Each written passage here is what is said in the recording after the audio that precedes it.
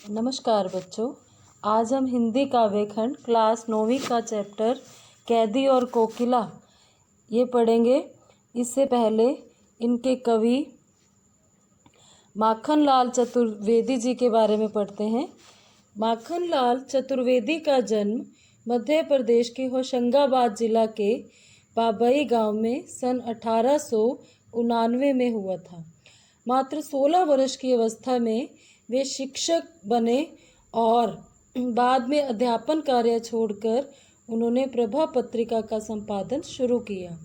उनका मुख्य मकसद देशभक्ति को प्रखर करना था और इसी कारण वे एक प्रखर पत्रकार बने।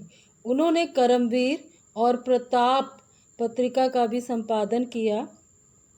सन 1968 में उनका देहांत हो गया। हिम किरीटनी, साहित्य देवता, हिम तरंगनी, वेणुलो गूंजे धरा उनकी प्रमुख कृतियां हैं।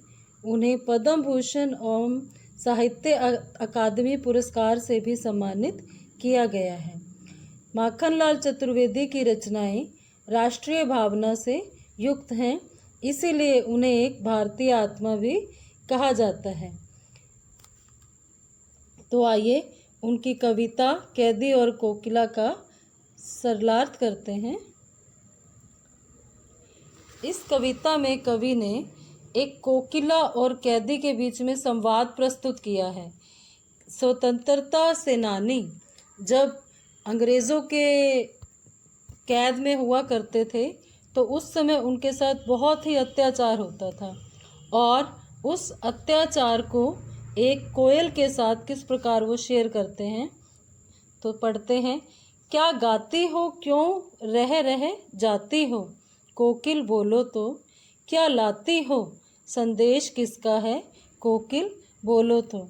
अब अंधकार में, कारागृह में जब किसी स्वतंत्रता सेनानी को डाल दिया जाता है तो उनके मन की दशा बड़ी ही विपत्ति से भरी होती है, दुख से भरी होती है।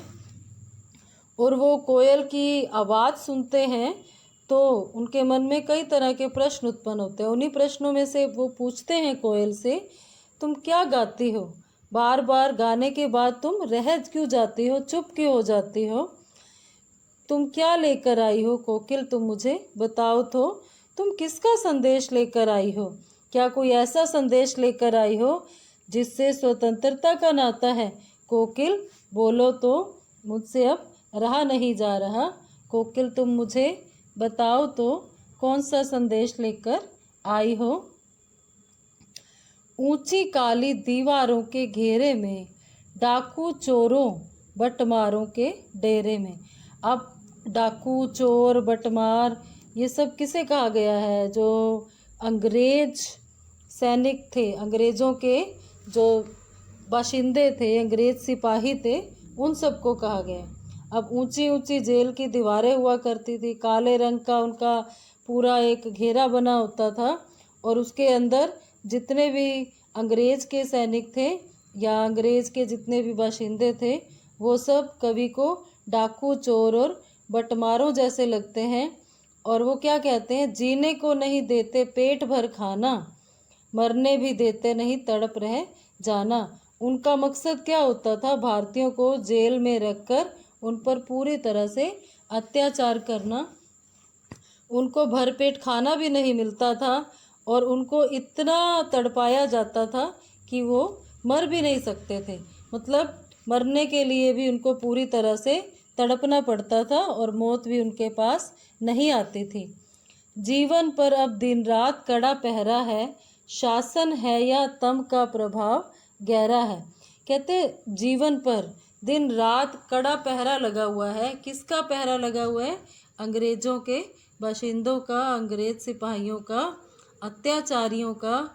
और उनका जो शासन है, उनका जो राज है वो ऐसे लगता है जैसे तम का यानी कि अंधकार का प्रभाव जो है और भी अधिक गहरा हुआ पड़ा है। हिमकर निराश कर चला रात भी काली, इस समय कालिमा मई जगी क्यों आली। आली किसे कहा गया? कोयल को। कहते हिमकर जो चंद्रमा है वो भी रात को निराश करके जा रहा है और इस घोर अंधकार भरी रात्रि में तू काली कोयल, तू क्यों जगी हुई है, तू इस समय क्या कर रही है। सभी लोगों ने उस कवि की या उस स्वतंत्रता सेनानी की स्वतंत्रता को पूरी तरह छीन लिया है, लेकिन जो कोयल है वो कवि को किसी प्रकार से सांत्वना देने के लिए आई है, ऐसा कवि को लगता है।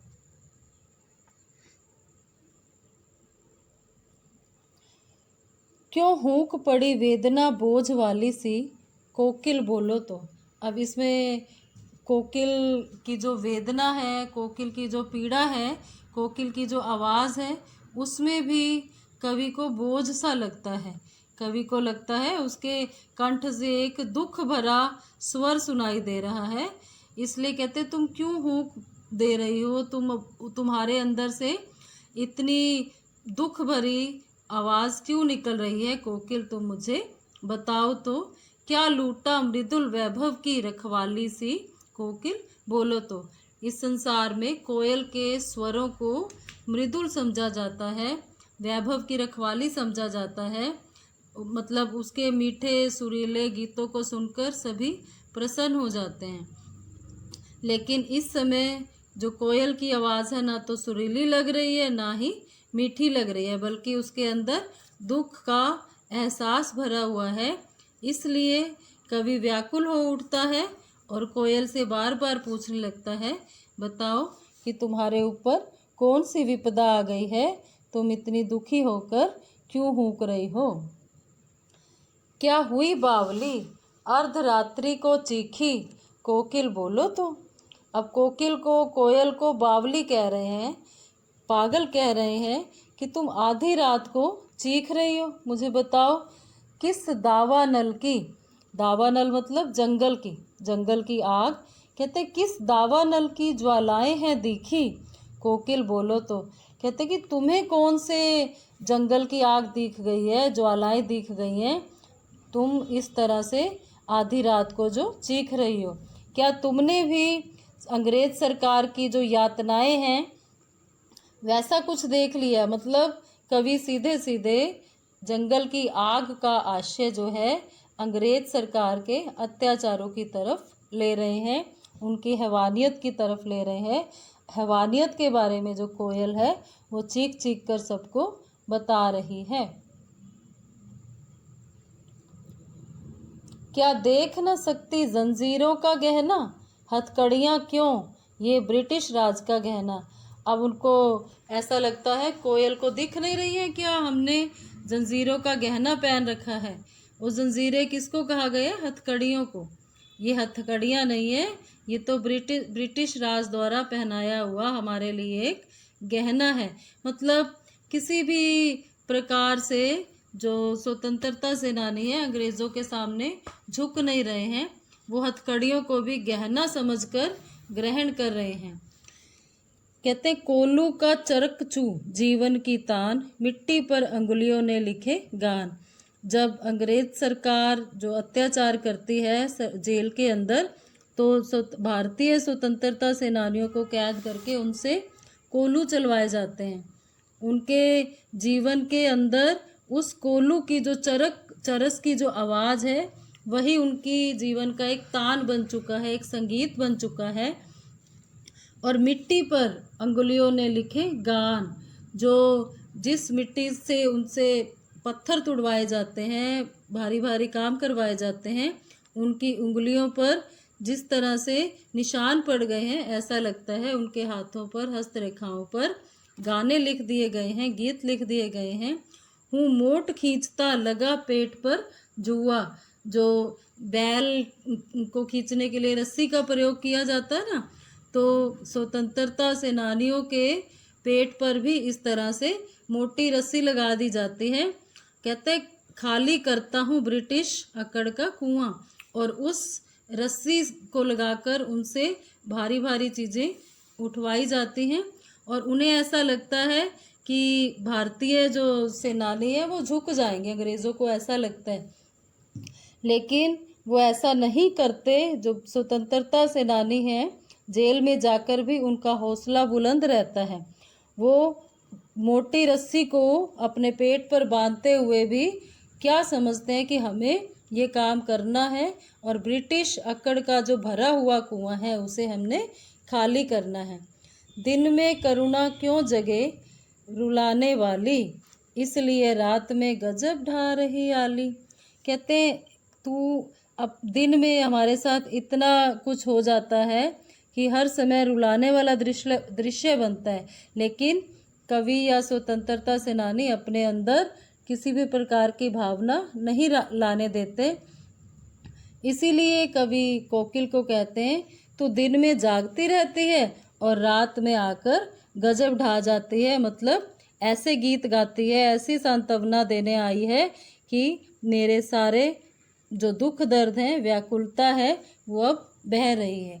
दिन के समय अंग्रेज़ों का सामना करते हैं और रात्रि के समय कवि कोयल की आवाज़ सुनकर थोड़ा सा व्याकुल हो उठते हैं।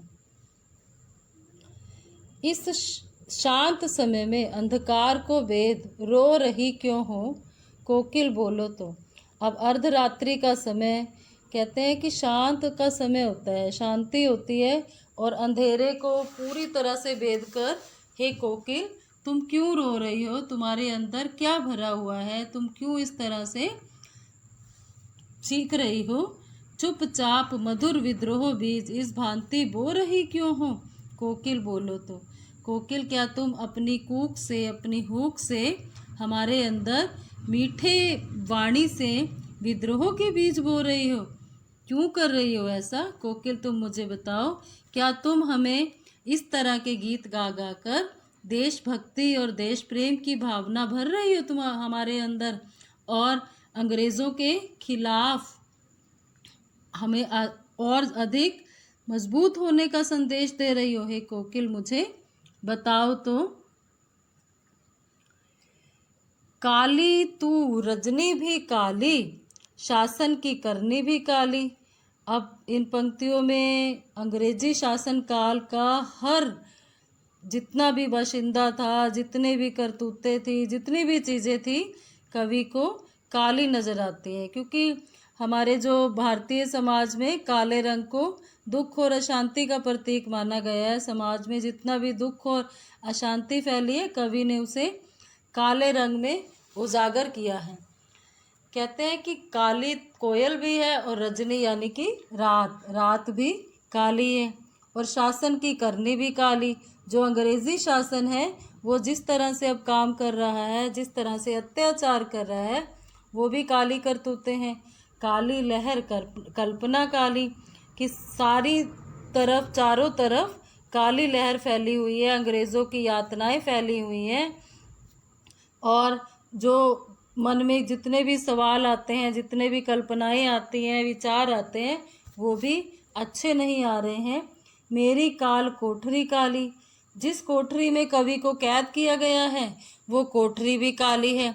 टोपी काली कमली काली, कहते हैं कि जो टोपी दी गई है कवि के सिर पर पहनने के लिए जेल में, वो भी काले रंग की, और कमली ओढ़ने के लिए जो कंबल दिया गया है वो भी काला है। मेरी लोह श्रृंखला काली, लोह श्रृंखला जो जंजीरें हथकड़ियाँ पहनाई गई हैं कवि को, वो भी काले रंग की है। पहरे की हुंकरती की ब्याली, जितने भी पहरेदार वहाँ खड़े हैं उनकी जो हुंकार है वो ऐसे है जैसे ब्याली सांप की हुंकार की तरह हो, तिस पर है गाली हे आली। मतलब उन पर जो नज़र रखने वाले पहरेदार हैं उनकी जो आवाज़ है वो सांप की तरह हुंकार से भरी हुई सुननी पड़ती है उन्हें, और वो हम पर गाली की तरह पेश आते हैं। हे आली, हमें ऐसा लगता है जैसे उनकी गाली जो है सांप की तरह डस जाएगी। इस तरह की बेहुदा बातें जो हैं अंग्रेज़ सरकार हमारे जो भारतीयों के साथ करते हैं। इस काले संकट सागर पर मरने की मदमाती, कोकिल बोलो तो अपने चमकीले गीतों को क्यों कर हो तैराती, कोकिल बोलो तो। कहते कि हर जगह काला संकट आ रहा है और कोकिल को समझ में आना चाहिए कि अपनी बात को वो कैसे रख रही है। मरने को मदमाती हो रही है क्या? मरने के लिए अपने आप को संकट में डालने के लिए आई है, संकट में भरने के लिए अपने गीतों को गा रही है। मतलब कवि इस बात को समझ नहीं पा रहा। आधी रात को जो कोयल है मरने के लिए मदमाती हो रही है, मदमस्त हो रही है, अपने चमकीले गीतों को क्यों कर हो तैराती। कवि कहता है कि अपने सुख में और अच्छे जो गीत हैं उनको क्यों तैराती हो विपरीत स्थिति में। मतलब इस तरह की घनघोर व्यथा में, भयंकर स्थिति में तुम क्यों लेकर आती हो कोकिल, मुझे बताओ तो। तुम आज़ादी की भावना के हमारे अंदर जगाने वाले गीत गा रही हो क्या? मतलब इस विपरीत स्थिति में तुम ऐसा क्यों कर रही हो, अपनी जान का जोखिम क्यों उठा रही हो कोकिल, तुम मुझे बताओ तो। तुझे मिली हरियाली डाली, मुझे मिली कोठरी काली। अब कवि कोकिल के साथ अपने मन की स्थिति को बयां करते हुए कहते हैं कि तुझे तो पूरी तरह से आज़ादी से भरी हुई हरियाली यानी हरे रंग के पेड़ की डाली मिली है और मुझे जो है काली कोठरी नसीब हुई है। मतलब अंग्रेज़ों का गुलाम बनकर जेल में रहना पड़ रहा है। तेरा नभ भर में संचार भी तू पूरे आसमान में विचर सकती है, संचार कर सकती है। मेरा 10 फुट का संसार और मेरी जो काल कोठरी है वो सिर्फ 10 फुट की बनी हुई है और जो कवि का संसार है जेल के अंदर 10 फुट की कोठरी का ही बनकर रह गया है। तेरे गीत कहावे वहाँ रोना भी है मुझे गुनाह। कहते कि तेरे तो गीत जो है मधुर होते हैं और जब लोग सुनते हैं तो वाह वाह करते हैं, खुश होते हैं, और जो मैं अगर रोने भी लग जाता हूँ तो वो रोना भी गुनाह बन जाता है। मतलब लोग सोचते हैं कि मेरे अंदर आत्मसम्मान ख़त्म हो गया है और मैं अंग्रेज़ों के ख़िलाफ़ जो है अब झुकने लगा हूँ, उनके ख़िलाफ़ नहीं हूँ बल्कि उनसे डरकर झुकने लगा हूँ अगर मैं रोने लगता हूँ तो इस प्रकार मेरा रोना भी गुनाह बन जाता है। देख विषमता तेरी मेरी बजा रही तिस पर रण भेरी। कहते कि ये जो स्थिति है वो ऐसी हुई पड़ी है कि तेरी और मेरी जो जीवन में विषमता बनी हुई है, मतलब ज़मीन आसमान का फ़र्क आ गया है तेरी और मेरी परिस्थिति में। फिर भी कोयल युद्ध का संगीत क्यों बजा रही हो, रणभेरी युद्ध का संगीत। तुम इस स्थिति में युद्ध की बातें क्यों कर रही हो कोकिल, तुम्हारे इस तरह से गाने का क्या मतलब है, क्यों ऐसा गा रही हो तुम। इस हुंकृति पर अपनी कृति से और कहो क्या कह दूं, कर दूं कोकिल बोलो तो। कोकिल को अब कवि जो हैं वो कहते हैं कि तुमने इस भावना को भरा है, हमारे अंदर जोशीले गान गाए हैं, तुम देशवासियों में विद्रोह को जागृत कर रही हो। और मुझे ये बताओ कि अब मैं तुम्हारी इन बातों को सुनकर किस तरह की कृति कह दूं और मैं क्या कह दूं कोकिल, तुम मुझे बताओ तो। मोहन के व्रत पर प्राणों का आसव किस में भर दूं कोकिल, बोलो तो। मोहन यानी कि मोहनदास गांधी जी को कहा गया है। कहते हैं गांधी जी द्वारा चलाए जा रहे इस स्वतंत्रता संग्राम में किस तरह अपने प्राण झोंक दूं। मैं तुम्हारे संगीत को सुनकर अपनी रचनाओं के द्वारा क्रांति की ज्वाला भड़काने वाली अग्नि तो पैदा कर रहा हूँ, लेकिन तुम मुझे बताओ कि देश की आज़ादी के लिए मैं और क्या कर सकता हूँ। मैं अपने प्राणों का जो आसव है, आत्मा है, वो किस में भर सकता हूँ। जो जज्बा देशभक्ति का मेरे अंदर है वो मैं और किस में दे सकता हूँ को। तो ठीक है, आज हमने कैदी और कोकिला की इस तरह सप्रसंग व्याख्या की है। उम्मीद है आप सबको समझ आ गई हो।